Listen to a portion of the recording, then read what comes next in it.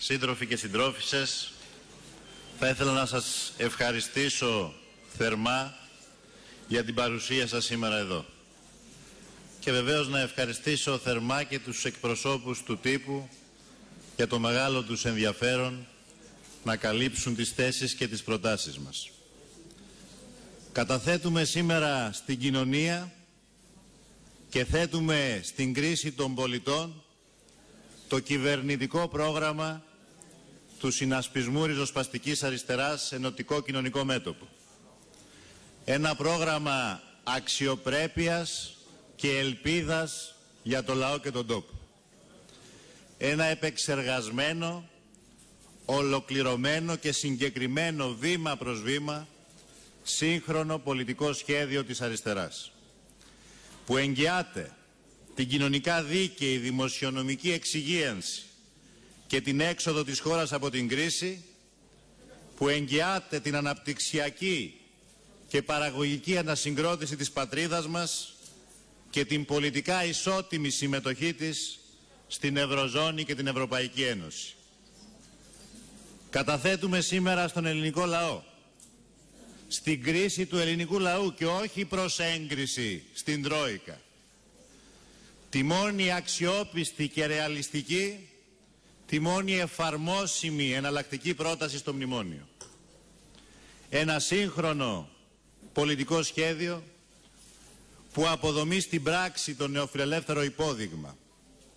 Ένα σχέδιο πηξίδα όχι μόνο για την ελληνική, αλλά και για την ευρωπαϊκή αριστερά.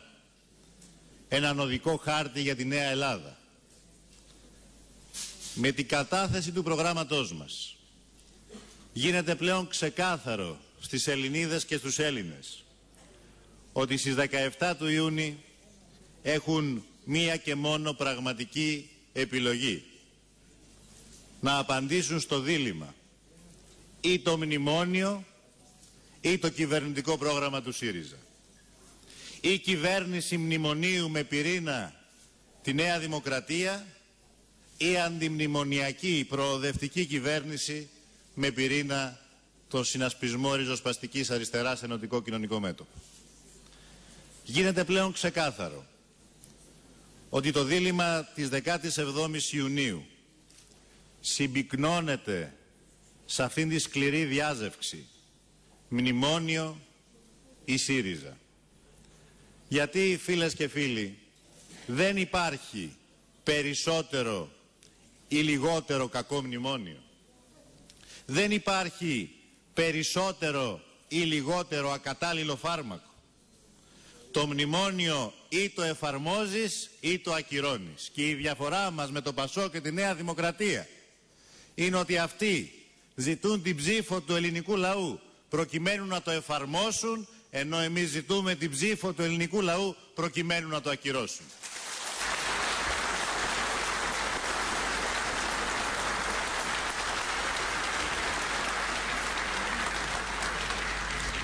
Γίνεται έτσι ξεκάθαρο σε κάθε Ελληνίδα και σε κάθε Έλληνα ότι στις 17 Ιουνίου δεν αντιπαρατίθεται μονάχα η Νέα Δημοκρατία με το ΣΥΡΙΖΑ, αλλά υπό μια ευρεία έννοια αντιπαρατίθεται το χθες με την ελπίδα.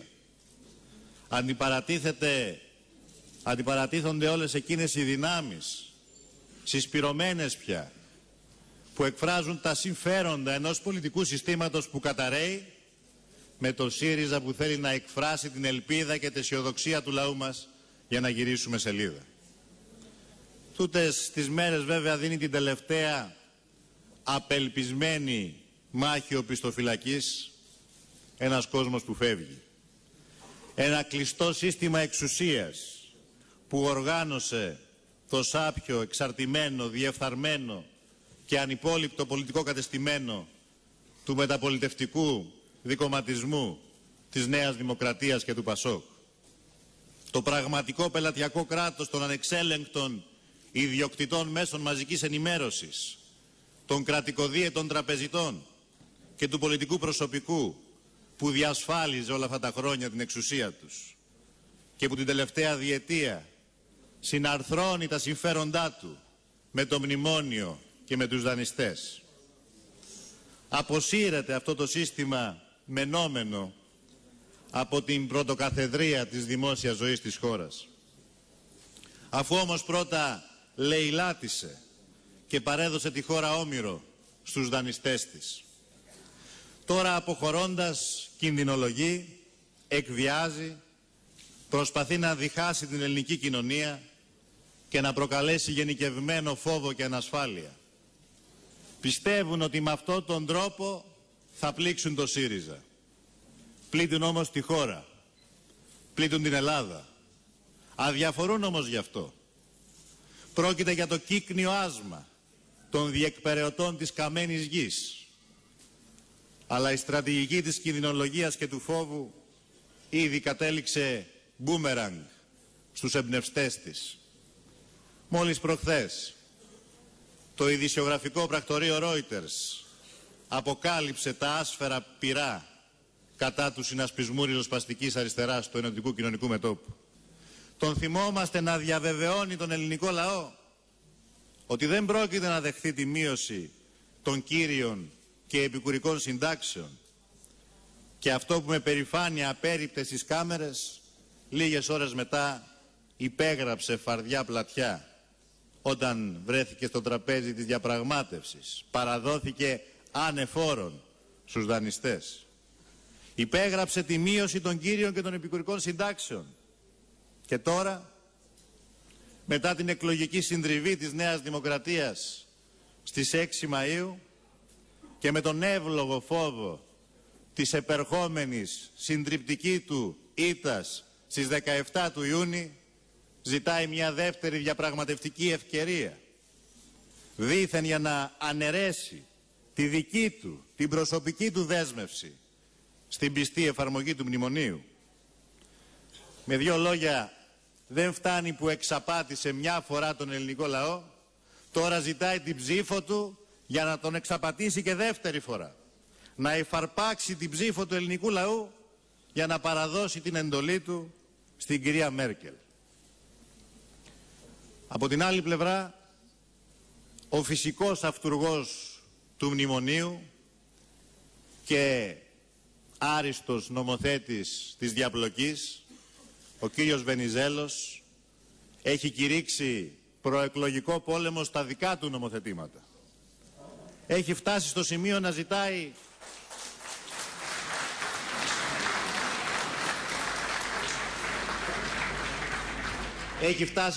να ζητάει μέχρι και την αναθεώρηση των δυσμενών όρων της Δανειακής Σύμβασης που αυτός έφερε εις πέρα στη διαπραγμάτευση, υποτίθεται, και την υπογραφή της. Της Δανειακής Σύμβασης που ο ίδιος υπέγραψε, αλλά και εκβίασε την ψήφισή της από την τότε κοινοβουλευτική πλειοψηφία του ΠΑΣΟΚ και της Νέας Δημοκρατίας. Αλλά με αυτόν τον τρόπο αποκαλύπτει ο ίδιος το ψεύδος των διλημάτων και την κενότητα των εκβιασμών που κάθε φορά συνεκφωνεί σε πλήρη συστοίχηση με τον κύριο Σαμαρά. Φίλες και φίλοι, η Νέα Δημοκρατία και το ΠΑΣΟΚ φεύγουν. Φεύγουν, αλλά παραδίδουν μια Ελλάδα σε οικονομική αποσύνθεση και κοινωνική ερήμωση. Μια Ελλάδα στο όριο της ανθρωπιστικής κρίσης. Θέλω να επισημάνω σε αυτό το σημείο ότι δεν υπάρχει πιο τραγικός συμβολισμός του αργού θανάτου της χώρας από τις σχεδόν καθημερινές αυτοκτονίες συνανθρώπων μας που δεν μπορούν να τα βγάλουν πέρα. Πρόκειται δυστυχώς για μια τραγωδία η οποία βρίσκεται σε εξέλιξη. Γιατί πολλαπλασιάζονται καθημερινά οι απολυμμένοι. Γιατί πολλαπλασιάζονται καθημερινά οι άνεργοι, οι άστεγοι, οι φτωχοί, οι εργαζόμενοι και συνταξιούχοι. Οι χρεοκοπημένοι επαγγελματίες και μικροεπιχειρηματίες που βάζουν λουκέτο στα μαγαζιά τους. Γιατί το μνημόνιο απέτυχε να αντιμετωπίσει τον θεμελιώδη λόγο επιβολής του, την κρίση δανεισμού της χώρας από τις αγορές. Και απέτυχε γιατί κατέστησε το δημόσιο χρέος ως ποσοστό του ακαθάριστου εχώριου προϊόντος μη βιώσιμο. παρέτεινε τον αποκλεισμό της χώρας από τις αγορές. Δεν είναι τυχαίο ότι η έξοδος από την ύφεση αναβάλλεται βάσει των δικών τους προβλέψεων από χρόνο σε χρόνο. Αντί για το 2013, όπως είναι η πρόβλεψη του δεύτερου μνημονίου, ήδη μετατέθηκε για το 2014. Και αυτό υπό ευνοϊκές, δηλαδή για να μην γελιόμαστε, υπό μη ρεαλιστικές συνθήκες, αν συνεχιστεί η πολιτική της σκληρής λιτότητας. Δεν είναι επίσης τυχαίο ότι κανείς δεν μιλάει πια για τη δυνατότητα εξόδου της χώρας στις αγορές. Και επιτρέψτε μου μια πρόβλεψη σε αυτό το σημείο. Με το μνημόνιο και με τη νέα σύνθεση του δημόσιου χρέους, όπου το χρέος πλέον, η μεγάλη του πλειοψηφία, δεν είναι σε ιδιώτες, αλλά είναι θεσμικό και διακρατικό και μάλιστα υπό το αγγλικό δίκαιο. Με αυτές τις συνθήκες, αν συνεχίζουμε να εφαρμόζουμε το μνημόνιο, θα πρέπει να ξεκάσουμε τη δυνατότητα δανεισμού από τις αγορές, όχι για 1 και 2 χρόνια, αλλά για μια ολόκληρη δεκαετία, τουλάχιστον. Δεν είναι τέλος τυχαίο ότι κανείς από τους δανειστές και τους εταίρους μας δεν μας συστήνει τη συνέχιση του μνημονίου, γιατί αυτό έχει πετύχει. Μας τη συστήνουν μόνο και μόνο επειδή με αυτόν τον τρόπο νομίζουν ότι εξασφαλίζονται οι ίδιοι και επειδή λένε ότι αυτό αποτελεί δέσμευση της χώρας, δηλαδή επειδή ο κύριος Σαμαράς και ο κύριος Βενιζέλος έχουν συνυπογράψει και έχουν συνεγγυηθεί την εφαρμογή του. Ανεξάρτητα από το γεγονός ότι δεν υπάρχει πια σοβαρός οικονομολόγος στην Ευρώπη και στον πλανήτη που να μην παραδέχεται ότι το μνημόνιο είναι ο αυτόματος πιλότος προς την ολοσχερή καταστροφή. Είναι μηχανισμός οριστικής χρεοκοπίας αλλά και εξώθησης της χώρας σε οικειοθελή αποχώρηση από την Ευρωζώνη. Τη μόνη έξοδο από την Ευρωζώνη που είναι θεσμικά δυνατή. Ας μην ακούμε τι μας λένε. Δεν υπάρχει θεσμική δυνατότητα αποπομπής μιας χώρας. Μόνο αν αυτή το θελήσει. Και θα αναγκαστεί να το θελήσει αν συνεχίζεται να εφαρμόζεται το μνημόνιο. Γι' αυτό τα ψευτοδιλήμματα, μνημόνιο ή δραχμή, χρησιμοποιούνται κατά κόρον για να κρύψουν τη μόνη υπαρκτή εξίσωση. Ότι μνημόνιο ίσον επιστροφή στη δραχμή. Αλλά και η χρονική επέκταση της εφαρμογής των μέτρων του μνημονίου. Και αυτή αποτελεί προεκλογική υπεκφυγή. Δεν συνιστά λύση. Αντίθετα, επιμήκυνση της δημοσιονομικής προσαρμογής χωρίς αλλαγή της μνημονιακής πολιτικής σημαίνει μικρότερο από το προβλεπόμενο πρωτογενές πλεόνασμα. Και αυτό δεν συνεπάγεται ανάπτυξη. Αυτό που συνεπάγεται είναι ή μεγαλύτερο δανεισμό από την Τρόικα ή νέο και νέο κούρεμα του θεσμικού και διακρατικού χρέους. Με δύο λόγια, αλλάζοντας μόνο τη δόση του θανατηφόρου φαρμάκου, δεν αποτρέπεις τον θάνατο του ασθενούς. Πρέπει να αλλάξεις το φάρμακο που είναι θανατηφόρο. Δεν υπάρχει συνεπώς ένα δήθεν πιο ήπιο μνημόνιο, όπως μας λέει ο κύριος Σαμαράς και ο κύριος Βενιζέλος. Ούτε είναι ρεαλιστική η λεγόμενη σταδιακή αποδέσμευση ή απαγκίστρωση, όπως μας λένε από το μνημόνιο, εκ του πονηρού, μας το λένε κάποιοι τώρα τελευταία, διότι το αγκίστρι του μνημονίου έχει πιάσει έναν ολόκληρο λαό και γι' αυτό πρέπει να το βγάλουμε αμέσως τώρα. Δεν υπάρχει σταδιακή απαγκίστρωση. Λες και φίλοι, η Νέα Δημοκρατία και το Πασόκ φεύγουν και παραδίδουν μια κοινωνία τριχοτομημένη. Το κλασικό αναλυτικό σχήμα της κοινωνίας των 2 τρίτων που εισήγαγε στην ευρωπαϊκή πολιτική σκέψη τη δεκαετία του 80 ο Γερμανός σοσιαλδημοκράτης πολιτικός και διανοητής, ο Πίτερ Γκλότς, έχει αντιστραφεί. Είναι τώρα τα 2/3 και όχι το 1/3 που δυστυχούν ή ζουν σε μεγάλη ανασφάλεια. Και μόλις ένα μικρό, πολύ μικρό τμήμα της κοινωνίας που ευημερεί.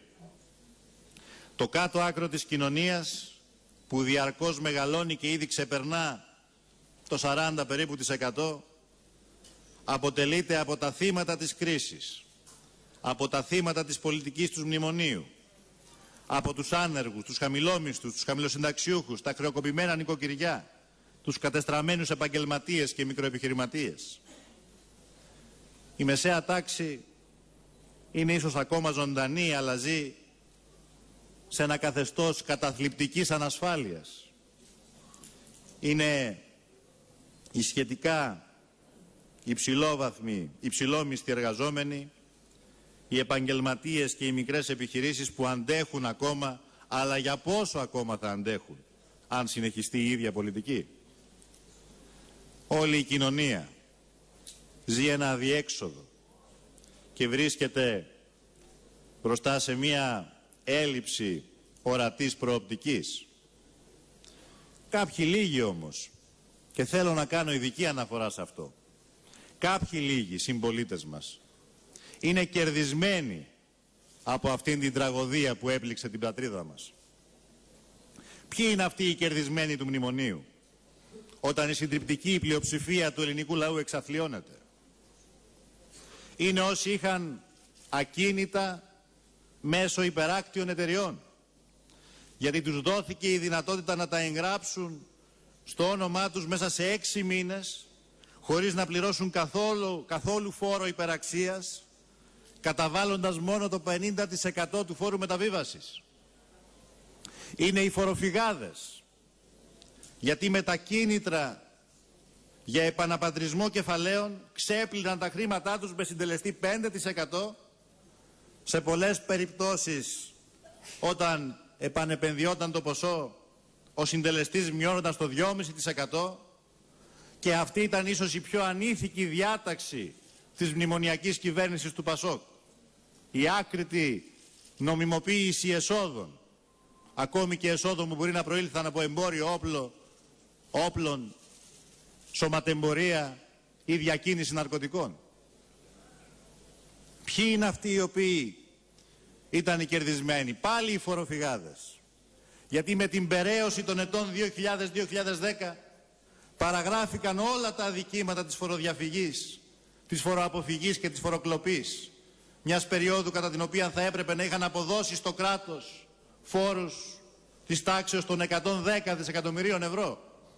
Αλλά τα χρόνια της ανάπτυξης κανείς δεν μιλούσε για αυτά. Μόνο εμείς μιλούσαμε, αλλά τότε ήμασταν φωνή βοόντος εν τη ερήμου. Ποιοι είναι αυτοί οι οποίοι επωφελούνται όταν η συντριπτική πλειοψηφία του λαού μας εξαθλιώνεται? Όσοι είχαν κέρδη από συναλλαγές στο χρηματιστήριο, γιατί η ίσπραξη του φόρου υπεραξίας από την πώληση μετοχών εισηγμένων στο χρηματιστήριο αξιών παρατείνεται μέχρι τις 31 Δεκάτου 2012. Και να θυμίσουμε ότι αυτός ο φόρος καθιερώθηκε επί κυβερνήσεως Καραμανλή. Ποιοι είναι αυτοί που κέρδισαν και κερδίζουν? Όσοι εισπράττουν μεγάλα μερίσματα από ανώνυμες εταιρείες και ΕΠΕ. Γιατί η αρχή της φορολόγησης όλων των εισοδημάτων, ανεξαρτήτως πηγής, με την κλίμακα των φυσικών προσώπων, πετιέται στο καλάθι των αχρήστων, με τη θεσμοθέτηση φόρου 21% για τα εισοδήματα του οικονομικού έτους 2011. Ποιοι είναι αυτοί που επωφελούνται? Όσοι είχαν πραγματικά πολύ μεγάλα εισοδήματα. Γιατί οι ανώτατοι συντελεστές στη φορολογία εισοδήματος δεν αυξήθηκαν. Όσοι έβγαλαν τα χρήματά τους στο εξωτερικό. Γιατί κανείς δεν αποφάσιστε, ενώ βλέπανε όλα αυτά τα 2,5 χρόνια δισεκατομμύρια να αιμορραγούν οι τράπεζες, να φεύγουν χρήματα στο εξωτερικό. Αλλά κανείς δεν σκέφτηκε να επιβάλλει φόρο εξόδου κεφαλαίων από τη χώρα, ένα αντικίνητρο για να μεταφέρουν κάποιοι τα χρήματά τους έξω, έναν φόρο που υπάρχει σε άλλες χώρες, όπως για παράδειγμα στις Ηνωμένες Πολιτείες της Αμερικής.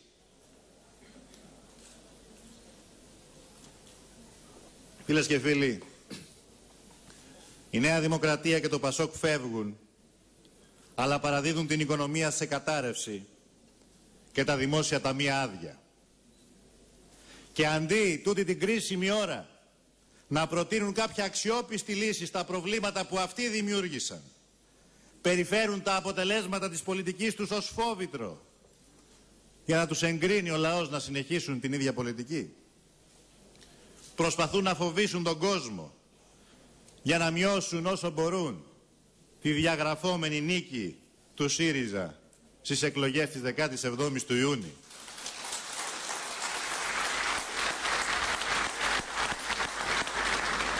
Η Νέα Δημοκρατία και το Πασόκ φεύγουν και παίρνουν μαζί τους και τα υποστηρίγματά τους. Τα υποστηρίγματα της διαπλοκής τους με τα οικονομικά συμφέροντα. Αυτοί φεύγουν. Έρχεται όμως το αύριο της ελπίδας για μια ζωή με αξιοπρέπεια και προοπτική σε αυτόν τον τόπο.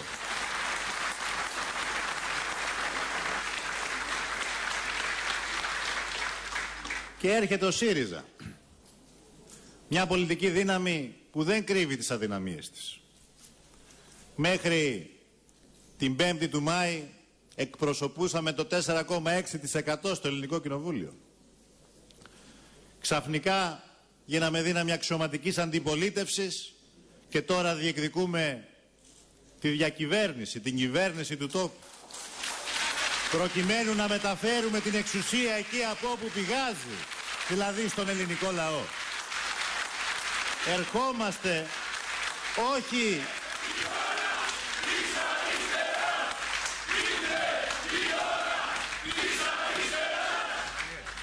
Ερχόμαστε, φίλες και φίλοι, όχι για να καθίσουμε εμείς στις καρέκλες εκείνες που τρίζουνε, στις καρέκλες της διαπλοκής και της διαφθοράς, στους κυβερνητικούς στόχους, αλλά για να αποκαταστήσουμε σε αυτόν τον τόπο τη δημοκρατία, τη λαϊκή κυριαρχία και τα κυριαρχικά δικαιώματα της πατρίδας μας.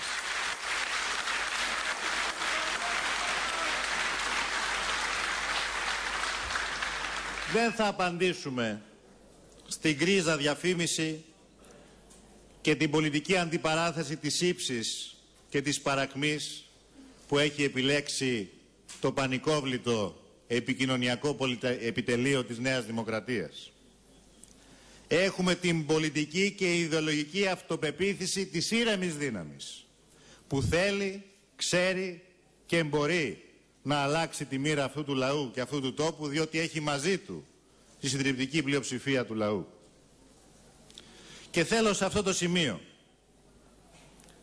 αρχίζοντας την παρουσίαση των βασικών αξώνων του προγράμματός μας, να ξεκαθαρίσω ορισμένες θέσεις αρχής και άμεσης εφαρμογής από το κυβερνητικό μας πρόγραμμα. Με την εντολή του λαού, στις 18 του Ιούνιου, θα σχηματίσουμε ένα μικρό και ευέλικτο Υπουργικό Συμβούλιο. Θα βάλουμε τέλος στις στρατιές των συμβούλων που υποκαθιστούν τη δημόσια διοίκηση, επικαλύπτοντας και απονευρώνοντας τα πιο άξια στελέχη της. Σε αυτούς που λειτουργούν ως κομματικό κράτος εν κράτη και συνήθως προσφέρουν λίγα σε σχέση με τις πολύ υψηλές αμοιβές τους. Θα δείξουμε εμπιστοσύνη στα στελέχη της δημόσιας διοίκησης και θα τα αξιοποιήσουμε στο σχεδιασμό και την εκτέλεση των αποφάσεων, ανεξάρτητα από την κομματική τους τοποθέτηση.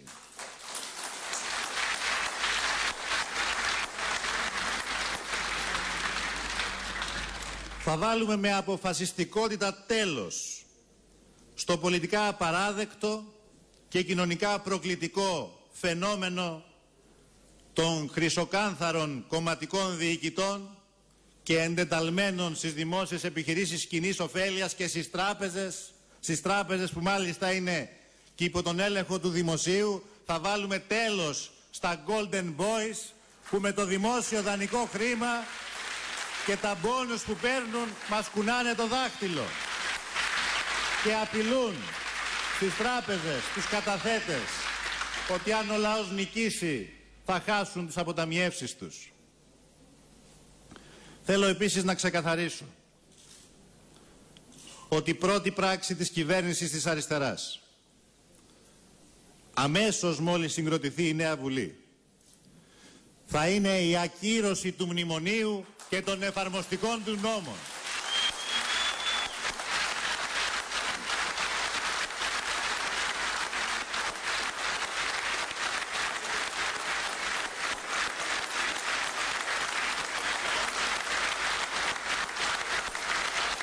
Στην Ελλάδα, ας το ξέρουνε κάποιοι, υπάρχει ακόμα δημοκρατία και ο λαός ορίζει τους εκπροσώπους του, οι εκπρόσωποι του έχουν το κυριαρχικό δικαίωμα να αποφασίζουν στη Βουλή τους νόμους του κράτους που θα ψηφίζουν.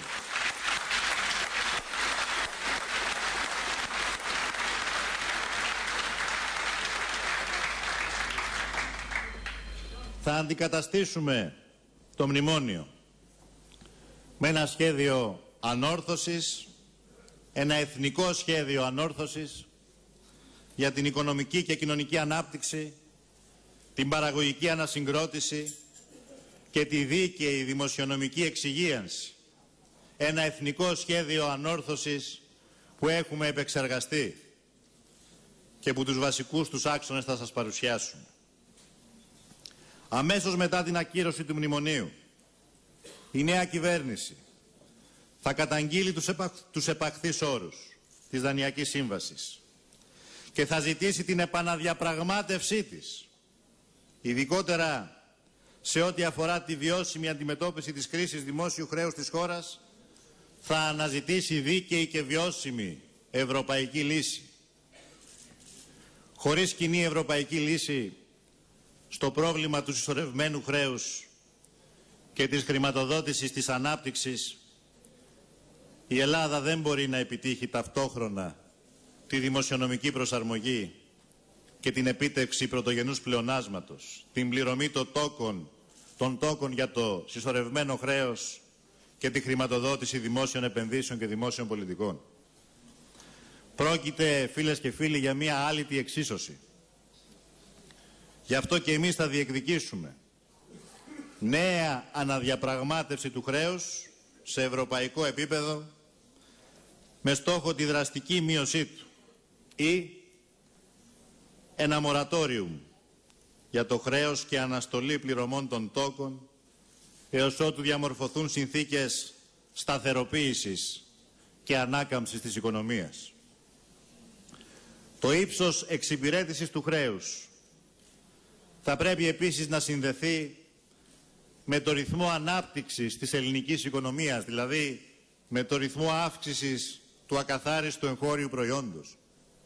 Αυτό που οι οικονομολόγοι ονομάζουν ρήτρα ανάπτυξης. Παράλληλα, η κυβέρνηση της αριστεράς θα καταργήσει άμεσα την πράξη Υπουργικού Συμβουλίου με αριθμό 628 Δευτέρου 2012, με την οποία μειώθηκαν ο κατώτατος μισθός κατά 22%,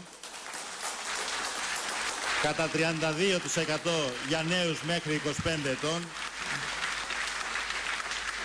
καθώς μειώθηκαν και τα επιδόματα ανεργίας, ασθένειας και μητρότητας και καταργήθηκαν οι συλλογικές συμβάσεις. Και θα επαναφέρει η κυβέρνηση της αριστεράς τον κατώτατο μισθό στα πρώτερα επίπεδα των 751 ευρώ και το επίδομα ανεργίας στα 461,5 ευρώ. Όχι ότι είναι αρκετά, αλλά αυτά μπορούμε άμεσα να κάνουμε. Το επίδομα ανεργίας θα χορηγείται για διπλάσιο χρόνο από το σημερινό. Ταυτόχρονα, η κυβέρνηση της αριστεράς θα άρει την απαράδεκτη απόφαση για άρση της μετενέργειας και θα επαναφέρει την υποχρεωτική επεκτασιμότητα των κλαδικών συμβάσεων. η κυβέρνηση της αριστεράς θα καταργήσει τις ειδικές επιβαρύνσεις, τα λεγόμενα χαράτσια, για τα μικρομεσαία εισοδήματα και πρώτα απ' όλα για τους άνεργους, τους χαμηλόμισθους, τους χαμηλοσυνταξιούχους και όσους ζουν στα όρια της φτώχειας. Και θα θέσει 3 άμεσους στόχους. Πρώτον, την ηλική ανακούφιση των θυμάτων της κρίσης και της μνημονιακής πολιτικής. Δεύτερον, την σταθεροποίηση της οικονομίας για την αποτροπή ακόμα πιο μαζικής και ακόμα μεγαλύτερης οικονομικής καταστροφής. Τρίτον, και πολύ σημαντικό, την εμπέδωση αισθήματος ασφάλειας και ελπίδας με τον περιορισμό της γενικευμένης ανασφάλειας και τη διαμόρφωση ορατών θετικών οικονομικών και κοινωνικών προσδοκιών και προοπτικών. Οι 3 αυτοί άμεσοι στόχοι θα επιτευχθούν με την εφαρμογή του εκπονημένου σχεδίου του ΣΥΡΙΖΑ Ενωτικό Κοινωνικό Μέτωπο για την ρεαλιστική, αποτελεσματική και δίκαιη δημοσιονομική σταθεροποίηση. Το σχέδιό μας προβλέπει τη σταθεροποίηση των πρωτογενών δαπανών ως ποσοστό του ακαθάριστου εγχώριου προϊόντος, κατελάχιστο στο επίπεδο του 43%, έναντι της μείωσης του κάτω από το 36% όπως προβλέπει το μνημόνιο, και κατά μέγιστο στο σημερινό μέσο όρο της Ευρωζώνης, που είναι στο 46%. Η σταθεροποίηση των δαπανών θα πρέπει να καλυφθεί από την αύξηση των δημόσιων εσόδων, τα οποία υστερούν σημαντικά από το μέσο όρο της Ευρωζώνης. Είναι 41% έναντι 45% του ΑΕΠ στο μέσο όρο της Ευρωζώνης.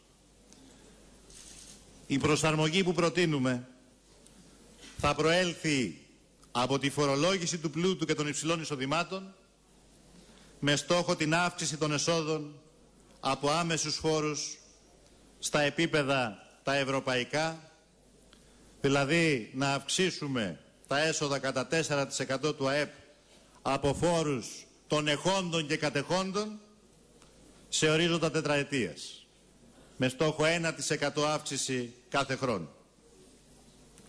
Αυτό προϋποθέτει τη ριζική μεταρρύθμιση του φορολογικού συστήματος στη χώρα μας. Πρέπει να σταματήσουμε επιτέλους να φορολογούμε τη φτώχεια σε αυτόν τον τόπο και να φορολογήσουμε τον πλούτο που φοροδιαφεύγει.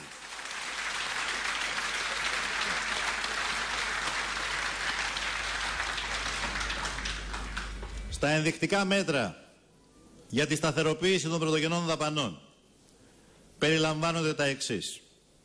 Το άμεσο πάγωμα των μειώσεων σε κοινωνικές δαπάνες, μισθούς και συντάξεις, ώστε να σταματήσει η περιθωριοποίηση των χαμηλών εισοδημάτων και η υποβάθμιση των μεσαίων. Η ριζική επανεξέταση και ανακατανομή των δημόσιων δαπανών, ώστε οι πόροι που θα εξοικονομηθούν να βελτιώσουν την ποιότητα των παρεχόμενων δημόσιων αγαθών και υπηρεσιών. Η λειτουργία και ενίσχυση της κεντρικής αρχής κρατικών προμηθειών, που θα ελέγχει την κοστολόγηση των αγαθών και υπηρεσιών που αγοράζει το κράτος από τον ιδιωτικό τομέα, ώστε να σταματήσουν οι λοβιτούρες και το πάρτι, η διαφθορά. Τέλος, την εφαρμογή και επέκταση των ρυθμίσεων που εξυπηρετούν τον άμεσο έλεγχο των δαπανών, όπως η διάβγεια, η ηλεκτρονική συνταγογράφηση και το πληροφοριακό σύστημα παρακολούθησης του συνόλου των δημόσιων δαπανών, μέτρα που έχουν εξαγγελθεί δεκάδες φορές και δεν έχουν υλοποιηθεί, διότι δεν υπήρχε η βούληση να υλοποιηθούν. Στα ενδεικτικά μέτρα για την αύξηση των δημόσιων εσόδων περιλαμβάνονται, πρώτο και ίσως σημαντικότερο, η άμεση υλοποίηση πλήρους και καθολικού περιουσιολόγιου, όπου θα αποτυπώνεται η περιουσία όλων των Ελλήνων υπηκόων στην Ελλάδα και στο εξωτερικό σε όλες τις μορφές κινητού και ακίνητου πλούτου, καθώς και η θέσπιση αυστηρών ποινών δίμευσης μέρους της περιουσίας για όσους συλλαμβάνονται να δηλώνουν ψευδώς τα περιουσιακά του στοιχεία. Δεν μπορούμε να προχωρήσουμε σε ένα δίκαιο φορολογικό σύστημα που να φορολογείται ο καθένας με βάση τη φοροδοτική του ικανότητα, αν δεν έχουμε μια σαφή εικόνα της φορολογητέας βάσης και μια αληθινή εικόνα. Και αυτό όλα αυτά τα χρόνια δεν έγινε, όχι γιατί ήταν τεχνικά αδύνατο να γίνει, αλλά γιατί δεν υπήρχε η πολιτική βούληση να γίνει. Δεν μπορούμε εμείς να αποδεχθούμε ότι είναι ζήτημα γονιδιακό, ότι μπορούν οι Σουηδοί, οι Γερμανοί, οι Αυστριακοί να έχουν φορολογικό σύστημα δίκαιο, αλλά οι Έλληνες να έχουν ένα φορολογικό σύστημα που θα εξοντώνει τους χαμηλόμισθους και θα αφήνει ανέγκυκτους τα μεγάλα ψάρια που συνήθως φοροδιαφεύγουν. Δεύτερον, η αλλαγή των φορολογικών συντελεστών και της κλίμακας των εισοδημάτων φυσικών και νομικών προσώπων και η προσαρμογή τους στο μέσο ευρωπαϊκό επίπεδο, ώστε να επιτευχθεί αύξηση των εσόδων με ελάφρυνση των φτωχότερων και με επιβάρηση των πλουσιότερων. Τρίτον, η επανεξέταση όλων των ειδικών φορολογικών καθεστώτων και η αποτελεσματική αντιμετώπιση της φοροδιαφυγής. Η σταδιακή μείωση του ΦΠΑ και η μέγιστη δυνατή ελαχιστοποίησή του στα διατιμημένα τρόφιμα, στο ψωμί, στο γάλα, στα είδη μαζικής λαϊκής κατανάλωσης.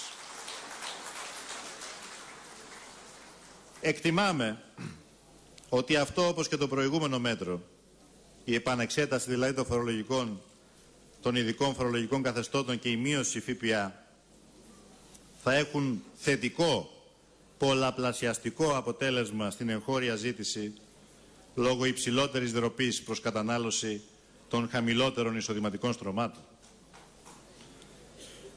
Επίσης, θα προχωρήσουμε στον εξυγχρονισμό και στη στελέχωση των εφοριών με ειδικευμένο προσωπικό και ενίσχυση του πληροφοριακού συστήματος για έλεγχο, διασταύρωση και διαχρονική παρακολούθηση της φορολογικής βάσης.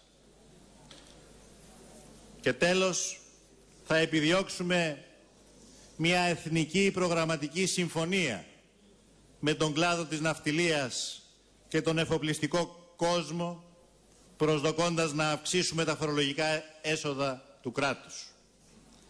Θα επανεξεταστούν από μηδενική βάση οι σχέσεις ανάμεσα στο ελληνικό κράτος, την ναυτιλία και τον εφοπλιστικό κόσμο, με στόχο την κατάργηση των προκλητικών 58 διαφορετικών φοροαπαλλαγών και με στόχο τη δημιουργία ενός σταθερού φορολογικού καθεστώτος που θα ανταποκρίνεται στη συνταγματική επιταγή για τη συμβολή στα φορολογικά βάρη ανεξαιρέτως όλων των Ελλήνων ανάλογα με τις δυνατότητές τους. Παράλληλα, θα κινητοποιήσουμε πόρους για τη χρηματοδότηση της ανάπτυξης, τόσο από εσωτερικές όσο και από εξωτερικές πηγές. Στις εσωτερικές πηγές περιλαμβάνονται η δημιουργία όρων για την επιστροφή καταθέσεων και τη σταθερότητα του χρηματοπιστωτικού συστήματος, η αύξηση των πόρων από τη ριζική μεταρρύθμιση του φορολογικού συστήματος για την αναπτυξιακή αναδιανομή του πλούτου, η πάταξη της εισφοροδιαφυγής, η αξιοποίηση του ορυκτού πλούτου και των υδρογονανθράκων, η υπογραφή διμερούς συμφωνίας με την Ελβετία για τη φορολόγηση των εκεί καταθέσεων Ελλήνων πολιτών που ακόμη εκκρεμεί, καθώς και η βασική μας επιδίωξη για αναστολή αποπληρωμής τόκων για χρονικό διάστημα που θα προκύψει μετά από διαπραγμάτευση. Στις εξωτερικές πηγές χρηματοδότησης της ανάπτυξης περιλαμβάνονται ο επανασχεδιασμός του ΕΣΠΑ και η αύξηση της απορροφητικότητάς του, ένα ευρωπαϊκό πρόγραμμα χρηματοδότησης επενδύσεων στα κράτη-μέλη της Ευρωπαϊκής Ένωσης για την αντιμετώπιση της ύφεσης και η ανάπτυξη της πολυμερούς οικονομικής διπλωματίας ως πιθανή πηγή νέων χρηματοδοτικών πόρων. Φίλες και φίλοι, απέναντι στον ελληνικό λαό και όχι στην Τρόικα. Βρισκόμαστε σήμερα για να αναλάβουμε την ευθύνη και να εγγυηθούμε. Αναλαμβάνουμε την ευθύνη και εγγυόμαστε να ενώσουμε το λαό που με ξεπερασμένες διαχωριστικές γραμμές από το βαθύ και σκοτεινό παρελθόν του τόπου προσπαθεί σήμερα να διχάσει η Νέα Δημοκρατία και ο κύριος Σαμαράς για να κρύψει την επιλογή του μνημονίου. Να ενώσουμε τον λαό στη βάση ενός κυβερνητικού προγράμματος που έχει στόχο να απεγκλωβίσει την Ελλάδα από την κρίση, από τη φτώχεια και από τη διεθνή ανυποληψία. Αναλαμβάνουμε την ευθύνη και εγγυόμαστε να μεταφέρουμε στο εξωτερικό, να γίνουμε εμείς οι κομιστές προς το εξωτερικό της αποφασιστικότητας του ελληνικού λαού να βγει από την κρίση με δικαιοσύνη και αξιοπρέπεια. Και όχι να είμαστε εμείς κομιστές όπως οι προηγούμενοι, μεταφοράς μηνυμάτων προς το εσωτερικό της χώρας, μεταφοράς των εκβιασμών των πιστωτών και των εταίρων που προσβάλλουν την εθνική μας αξιοπρέπεια και την απαράμιλη πολιτισμική προσφορά της χώρας μας και του λαού μας στο διεθνές γίγνεσθε. Αναλαμβάνουμε την ευθύνη και εγγυόμαστε να δημιουργήσουμε συνθήκες σταθερότητας και ασφάλειας για όλους τους πολίτες. Να αποκαταστήσουμε το δικαίωμα της ελληνικής οικογένειας, κάθε Ελληνίδας και κάθε Έλληνα, στην αξιοπρεπή διαβίωση, την ασφαλή εργασία και τη δίκαιη αμοιβή. Αναλαμβάνουμε την ευθύνη και εγγυόμαστε να έχουν όλες και όλοι αξιοπρεπή σύνταξη για τα γυρατιά και περίθαλψη ανεξάρτητα από το εισόδημά τους.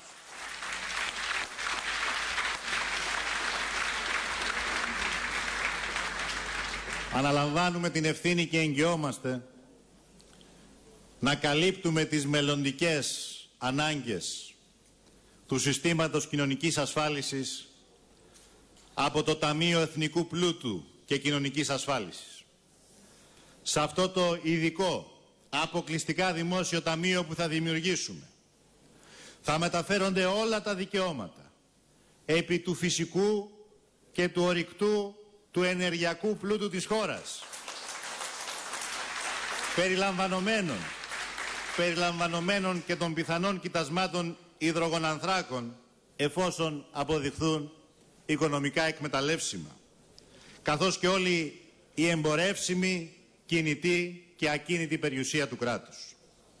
Έτσι, θα αξιοποιείται η δημόσια περιουσία και οι πλουτοπαραγωγικές πηγές της πατρίδας μας με κοινωνική ανταποδοτικότητα και με το βλέμμα στραμμένο στην αύξηση του βιωτικού επίπεδου των επόμενων γενιών. Των επόμενων γενιών που έχουν ελπίδα και όνειρο να ζήσουν σε αυτή τη χώρα με αξιοπρέπεια και όχι να μεταναστεύουν μαζικά στο εξωτερικό. Αναλαμβάνουμε την ευθύνη και εγγυόμαστε να υψώσουμε αμέσως ασπίδα κοινωνικής προστασίας για να ανασχέσουμε την ανθρωπιστική κρίση. Με το πρόγραμμα άμεσης εφαρμογής που έχουμε εκπονήσει και με την κινητοποίηση όλου του κρατικού μηχανισμού, για να ανακουφιστούν οι άνεργοι, οι υποαπασχολούμενοι, οι άστεγοι, οι χαμηλοσυνταξιούχοι, οι χαμηλόμισθοι, τα υπερχρεωμένα νοικοκυριά, τα άτομα με αναπηρία. Να εφαρμόσουμε την πρότασή μας, και αυτή είναι μια πολύ σημαντική δέσμευση και ευθύνη που αναλαμβάνουμε, να εφαρμόσουμε την πρότασή μας για την ολική ημερική διαγραφή των δανειακών υποχρεώσεων των υπερχρεωμένων νοικοκυριών και των υπερχρεωμένων επιχειρήσεων.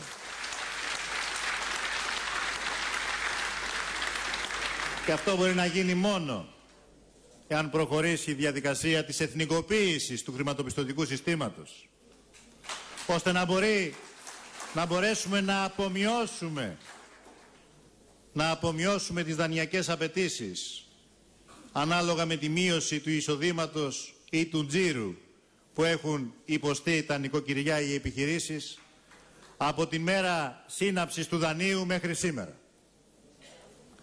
Αναλαμβάνουμε την ευθύνη και εγγυόμαστε να αναπροσανατολίσουμε τους ευρωπαϊκούς πόρους για τη στήριξη της ανεργίας, των χαμηλών εισοδημάτων, για τη χρηματοδότηση του προγράμματος βοήθεια στο σπίτι και άλλων δομών και υπηρεσιών κοινωνικής φροντίδας. Αναλαμβάνουμε την ευθύνη και εγγυόμαστε να οργανώσουμε την παραγωγική ανασυγκρότηση της χώρας με στοχευμένα αναπτυξιακά κίνητρα για τη στήριξη των ανταγωνιστικών κλάδων της οικονομίας μας.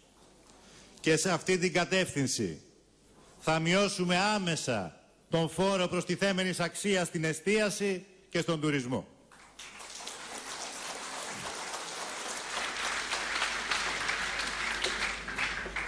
Αναλαμβάνουμε την ευθύνη και εγγυόμαστε να δημιουργήσουμε συνθήκες που θα διασφαλίζουν τη συνέχεια και τη σταθερότητα της γεωργικής παραγωγικής διαδικασίας, με τη ρύθμιση των αγροτικών χρεών στις κρατικές πλέον τράπεζες ως μέρος της συνολικής πολιτικής μας για ένα δίκτυο ασφαλείας για τον κόσμο της υπαίθρου, με τη διαμόρφωση χαμηλών επιτοκίων μέσω κρατικής επιδότησης του επιτοκίου για βραχυπρόθεσμα δάνεια που σχετίζονται ευθέως με τη συνέχιση της γεωργικής παραγωγής, με την έκδοση για τα επόμενα 2 χρόνια για κάθε αγρότη, με την εγγύηση του ελληνικού δημοσίου καλλιεργητικής κάρτας, με διάρκεια αντίστοιχη της καλλιεργητικής περίοδου και με οικονομικό πλαφόν βασισμένο στα στοιχεία των δηλώσεων καλλιέργειας της τελευταίας διετίας.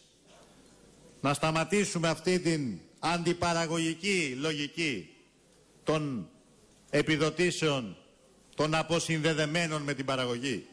Κάθε επιδότηση να είναι συνδεδεμένη με την παραγωγή. Έτσι μόνο θα βάλουμε τον αγροτικό κόσμο σε μια νέα παραγωγική διαδικασία.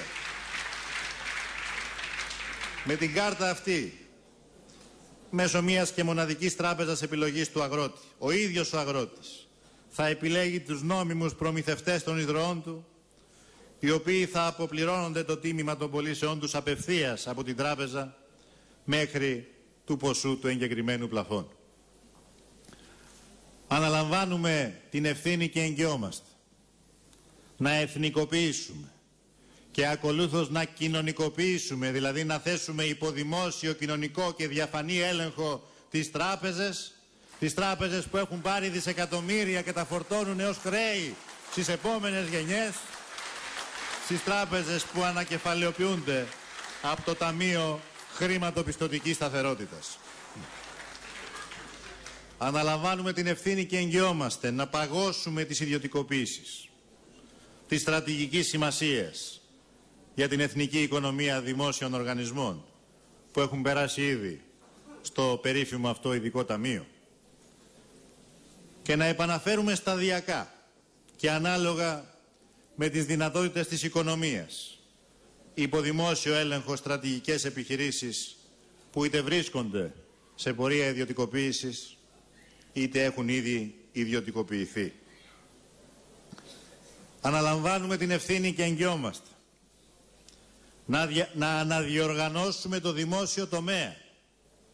Δεν θα απολογηθούμε εμείς για αυτό το κράτος που έφτιαξαν κατ' εικόνα και ομοίωσή τους τα 2 κόμματα εξουσίας. Αλλά θα δώσουμε κίνητρα ταυτόχρονα και για την ανάπτυξη του λεγόμενου τρίτου τομέα, του τομέα της κοινωνικής οικονομίας και της αυτοδιαχείρισης, λαμβάνοντας υπόψη και αντίστοιχα παραδείγματα τα οποία ήδη εφαρμόζονται και με θεσμικό πλαίσιο συγκεκριμένο σε χώρες που περάσαν μεγάλες κρίσεις σαν τη δική μας, όπως η Αργεντινή της Προέδρου Κίχνερ, που έχει εφαρμόσει ένα πρόγραμμα αυτοδιαχείρισης πτωχευμένων επιχειρήσεων, που εργαζόμενοι προκειμένου να τις κρατήσουν στη ζωή χωρίς μεγάλα κέρδη, αλλά με στόχο το δικό τους μεροκάματο, τις διοικούν πολύ καλύτερα από τα αφεντικά τους που τις πτώχευσαν.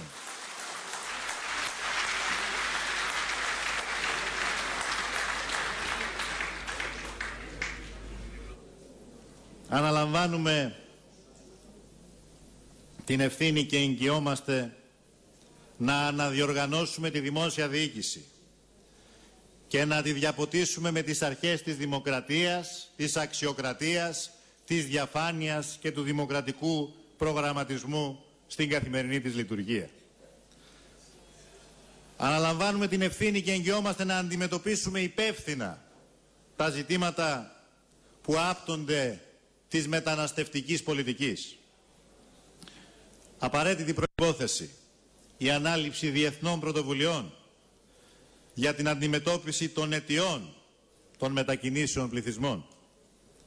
Η διαπραγμάτευση ενός νέου ευρωπαϊκού πλαισίου μεταναστευτικής πολιτικής με αναλογική και ισότιμη κατανομή βαρών στα κράτη-μέλη και με διεκδίκηση ουσιαστικής και αποτελεσματικής ευρωπαϊκής στήριξης και αλληλεγγύης, στήριξης της πολιτικής που ακολουθείται σε εθνικό επίπεδο.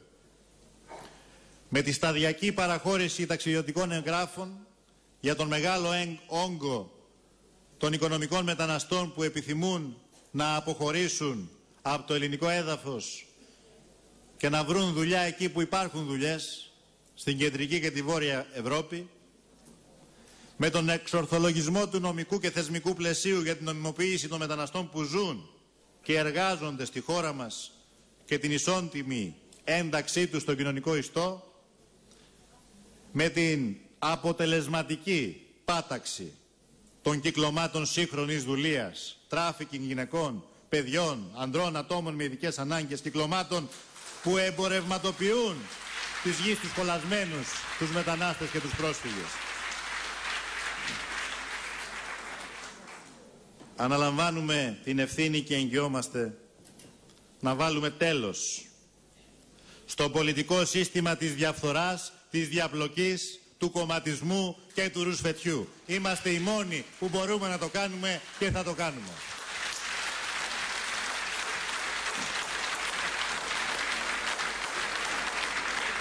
Με τον εκδημοκρατισμό και τη διαφάνεια στη δομή του πολιτικού συστήματος. Με τη θέσπιση κανόνων στη διαχείριση του δημόσιου αγαθού των τηλεοπτικών συχνοτήτων, που δεν είναι τσιφλίκι κανενός, είναι δημόσιο αγαθό.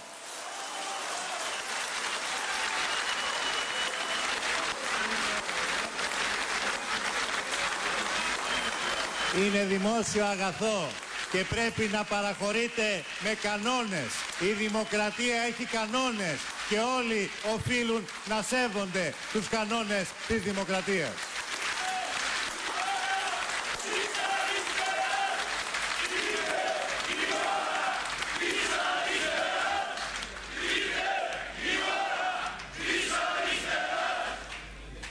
Με την αλλαγή του νόμου περί ευθύνης υπουργών και ιδιαίτερα των διατάξεων που παραβιάζουν την ισονομία και την ισοπολιτεία, να σταματήσει πια αυτό το καθεστώς της ατιμωρησίας.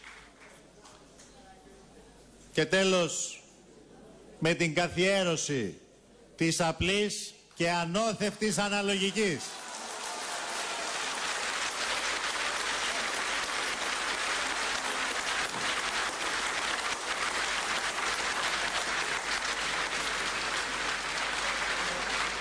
Αναλαμβάνουμε την ευθύνη και εγγυόμαστε να προωθήσουμε μια νέα, ανεξάρτητη, πολυδιάστατη, ενεργητικά φιλιρινική εξωτερική πολιτική, στηριγμένη στις αρχές του διεθνούς δικαίου. Η υπεράσπιση της εδαφικής ακεραιότητας και της εθνικής ανεξαρτησίας της πατρίδας μας είναι για μας αδιαπραγμάτευτη προτεραιότητα.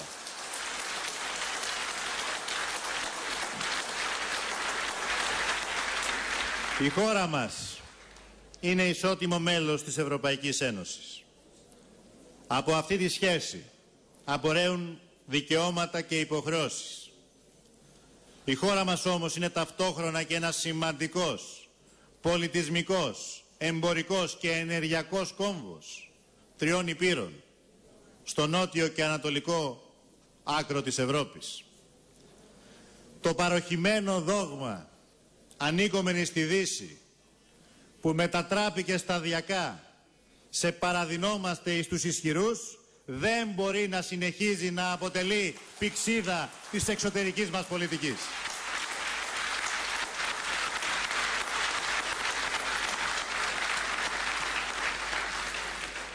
Αναλαμβάνουμε την ευθύνη και εγγυόμαστε να ενεργοποιήσουμε όλες τις αναγκαίες διαδικασίες για τη συνεννόηση και την υπογραφή διμερών συμφωνιών με τις ενδιαφερόμενες γειτονικές χώρες για την κατοχύρωση του αναφέρετου δικαιώματός μας στην οριοθέτηση αποκλειστικής οικονομικής ζώνης.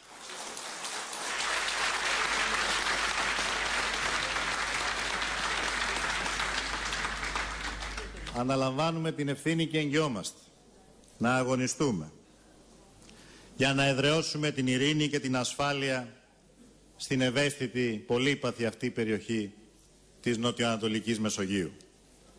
Να συνεργαστούμε επικοδομητικά με τις γειτονικές χώρες, πάντοτε στα πλαίσια του σεβασμού στο διεθνές δίκαιο και στα πλαίσια των κυριαρχικών δικαιωμάτων που αυτό ορίζει. Σε αυτά τα πλαίσια θα επιχειρήσουμε να γυρίσουμε σελίδα στις σχέσεις της χώρας μας με την Τουρκία. Επιθυμούμε διακαώς την βελτίωση των σχέσεών μας και θα πράξουμε ό,τι είναι δυνατόν σε αυτή την κατεύθυνση. Πιστεύουμε πως και οι δύο λαοί πλήρωσαν βαρύ τίμημα από αυτόν τον ψυχρό πόλεμο που επί δεκαετίες συνεχίζεται στο Αιγαίο. Δώσαμε με αυτόν τον τρόπο την ευκαιρία σε τρίτες χώρες, σε τρίτες δυνάμεις και σε μεγάλα συμφέροντα να εκμεταλλευτούν αυτόν τον ανταγωνισμό για να αυξήσουν τα κέρδη των πολεμικών τους βιομηχανιών. Αυτός ο ανταγωνισμός για όφελος και των δύο λαών πρέπει να σταματήσει. Η ειρήνη πρέπει να επικρατήσει. Αλλά η ειρήνη χρειάζεται δύο. Η χώρα μας, αλλά και η Κύπρος, υποστήριξε και υποστηρίζει την ευρωπαϊκή προοπτική της Τουρκίας. Δεν είδαμε όμως μέχρι σήμερα κάποιο αποφασιστικό βήμα από την άλλη μεριά για την αποκατάσταση των μεγάλων αδικιών. Ούτε καν κάποιο θετικό βήμα προς τη δίκαιη επίλυση του Κυπριακού, παρά τις ειλικρινείς προσπάθειες και επίμονες προσπάθειες του Προέδρου Δημήτρη Χριστόφια. Η αλήθεια είναι ότι δεν μπορούμε να κάνουμε πολλά πράγματα αν και από την άλλη πλευρά του Αιγαίου δεν υπάρξει ανταπόκριση. Η προσέγγιση και η συνεργασία χρειάζονται εκατέρωθεν βήματα. Δεν γίνονται μονομερώς. Σε αυτή την κατεύθυνση εμείς θα προτείνουμε, η κυβέρνηση της αριστεράς θα προτείνει στους γείτονες, στην κυβέρνηση Ερντογάν, άμεσα να προχωρήσουμε σε ένα μορατόριουμ στις περαιτέρω αγορές μείζωνων αμυντικών συστημάτων. Να σταματήσει αυτή η κούρσα των εξοπλισμών που ζημιώνει και τις δύο χώρες και τους δύο λαούς. Θα το προτείνουμε και θα περιμένουμε να δούμε και να αξιολογήσουμε τις ειλικρινείς τους προθέσεις.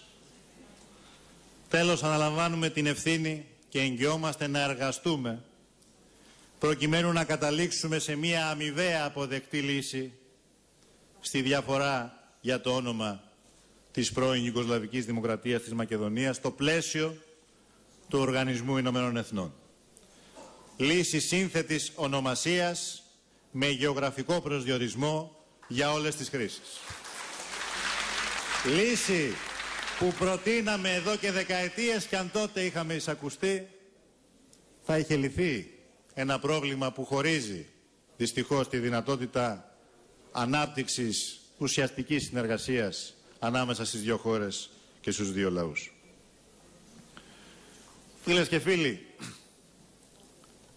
καταθέτουμε σήμερα στην κρίση του ελληνικού λαού και με τις ομιλίες του Γιάννη του Δραγασάκη, του Παναγιώτη του Λαφαζάνη, του Θοδωρή του Δρίτσα και της Σοφίας Σακοράφα, καταθέτουμε σήμερα στην κρίση του ελληνικού λαού ένα ολοκληρωμένο και συνεκτικό κυβερνητικό πρόγραμμα. Ένα πρόγραμμα που περιλαμβάνει συγκεκριμένες, διαρθρωμένες και σε μεγάλο βαθμό συμπληρωματικές ριζοσπαστικές μεταρρυθμίσεις, πολιτικές παρεμβάσεις και μέτρα εφαρμογής με άμεση, βραχυπρόθεσμη και μεσοπρόθεσμη απόδοση. Κοιτάμε τον ελληνικό λαό στα μάτια και δεν του λέμε, δεν ισχυριζόμαστε ότι είναι εύκολος ο δρόμος που τον καλούμε να πορευτούμε μαζί. Δεν ισχυριζόμαστε εμείς πως λεφτά υπάρχουν. Δεν θα καταφεύγαμε ποτέ σε αυτή τη χυδαιότητα. Ο ελληνικός λαός δεν ζητάει χρήματα, δεν είναι επέτης, ζητάει εργασία για να αποκτήσει τα προστοζήν. Ζητάει αξιοπρέπεια, ζητάει να καλύπτονται οι βασικές του ανάγκες.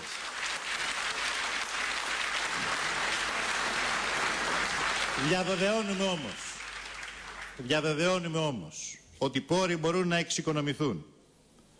Μπορούν να εξοικονομηθούν μόνο αν ακυρώσουμε το μνημόνιο. Χωρίς τις στιγνές περικοπές του μνημονίου. Το πρόγραμμα που καταθέσαμε σήμερα στην κρίση του ελληνικού λαού είναι ένα κυβερνητικό πρόγραμμα βάσει του οποίου καλούμε τις Ελληνίδες και τους Έλληνες να κρίνουν και να προσέλθουν με ελπίδα και αυτοπεποίθηση στο αποφασιστικό δημοψήφισμα της 17ης του Ιούνιου.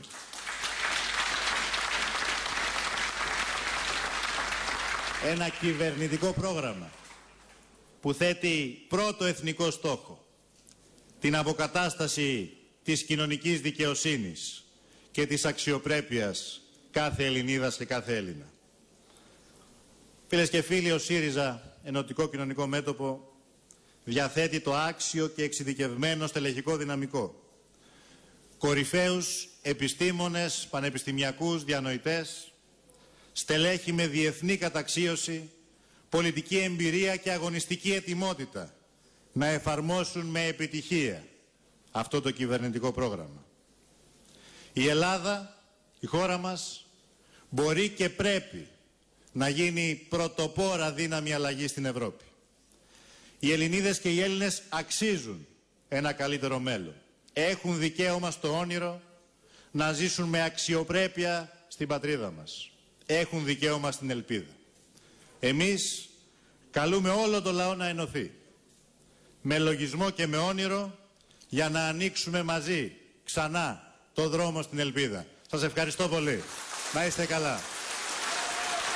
Καλή δύναμη.